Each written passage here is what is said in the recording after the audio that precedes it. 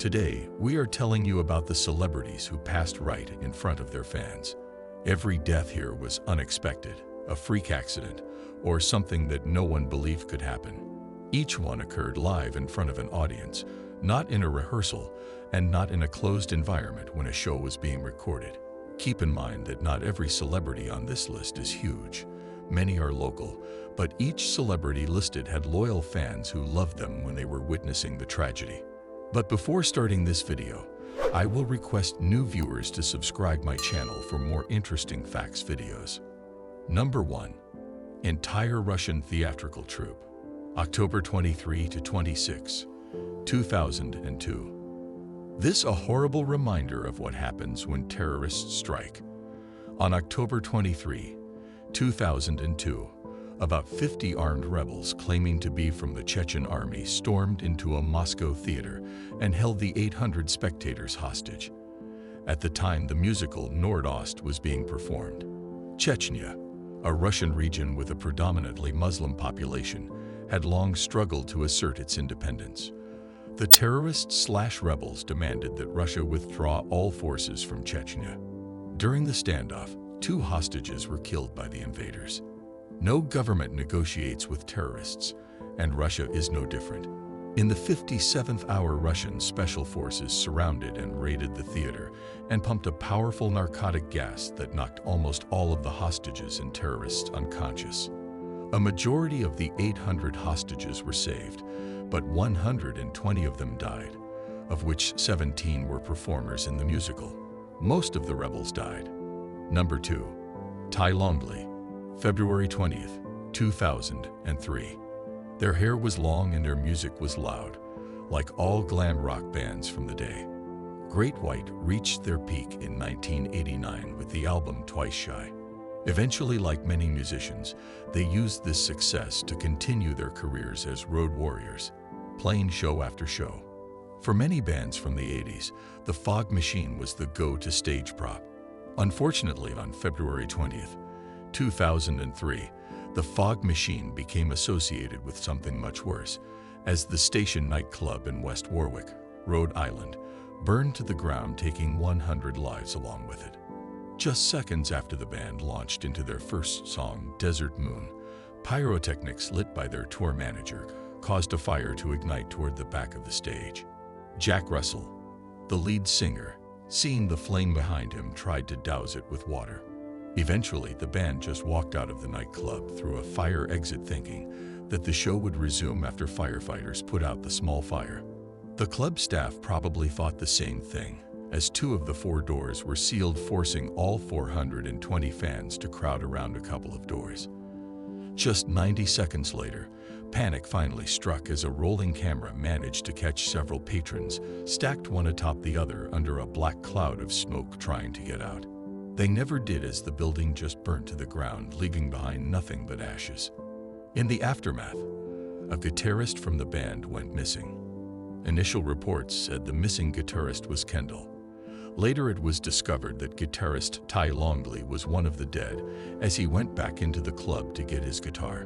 Many of the band members couldn't function after the fire until they decided to tour for a couple of years to raise funds for the victims. Number 3. Dimebag Darrell Abbott, December 8, 2004.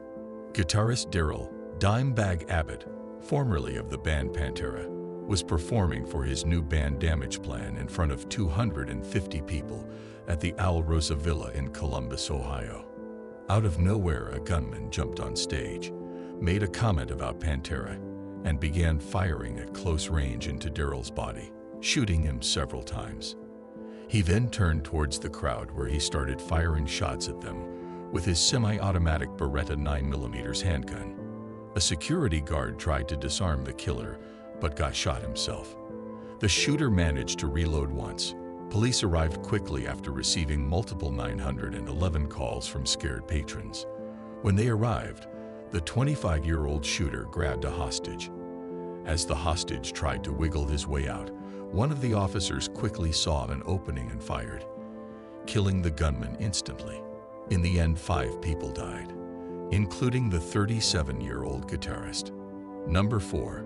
Franco Scoglio, October 3rd, 2005. The man on the right is Franco Scoglio, a TV commentator and Italian football manager. The man on the left is Chairman Enrico Preziosi of the Genoa Football Club. The commentator was conducting a phone interview with the chairperson live on TV. What happened next could have made the guy on the left feel a little like a heel. Franco was engaged in a heated discussion with Enrico when he suddenly passed out on his seat.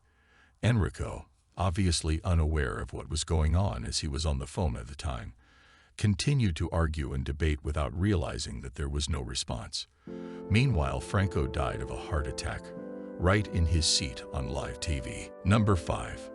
Mitsuhara Misawa, June 13, 2009. This is more proof that wrestling can be dangerous, which is why these athletes require a lot of practice before any move is staged live. Mitsuhara Misawa was not as well known in the Western world, but he was considered by many to be the greatest wrestler in the 90s. Hence, a shockwave resonated everywhere when at the age of 46, Mitsuhara Misawa died in the ring from a cervical spine injury while receiving the suplex from his opponent, Sato. Unlike Owen Hart, this was not some out-of-this-world fancy move gone wrong. This move is performed hundreds of times around the world on a daily basis. Misawa was teaming with Go Shiozaki against Sato and Bison Smith on a live pro wrestling NOA match in Hiroshima, Japan. When it happened, unlike what the WWE did with Owen Hart, authorities immediately stopped the show at 8:45 p.m. while the wrestler was receiving CPR. The superstar had recently experienced back problems, but never went to a doctor in order to see what was going on. Number 6. Sarah Guillard-Gillot, June 29, 2013. The Cirque du Soleil, a modern Canadian circus act, has made a reputation for making audiences believe that the impossible was possible. One of the troupe's masterpieces is a show called Care, which had been performed at the MGM Grand in Las Vegas for 8 consecutive years before this fateful day. With a budget of $165 million, this show was easily the most expensive live show ever created. In the show's climactic finale, a battle rages between the forest people, representing good, and the spearmen, representing evil. The performers enact this scene by leaping, twisting, flipping, and flying through the air held only by a rope and harness. The fight ends when the forest people, at the bottom of the stage, throw the spearmen at the top of the stage, off the battlefield. As one, the spearmen fall upward. To the audience it appears as if the movie Crouching Tiger, Hidden Dragon had come to life before their eyes. This act is performed live twice a day, 5 times a week. One of the spearmen, portrayed by 31-year-old acrobat Sarah Guillard-Gillot, fell to the ground, plummeting 90 feet when her safety rope was severed. She landed face first. The audience initially thought this was part of the act, but a few in the front rows heard her agonizing groans before she died. She left behind her husband and 2 children. Number 7. Singer Christina Grimmie, June 11, 2016. In 2014, the singer made it to 3rd place in the NBC show The Voice.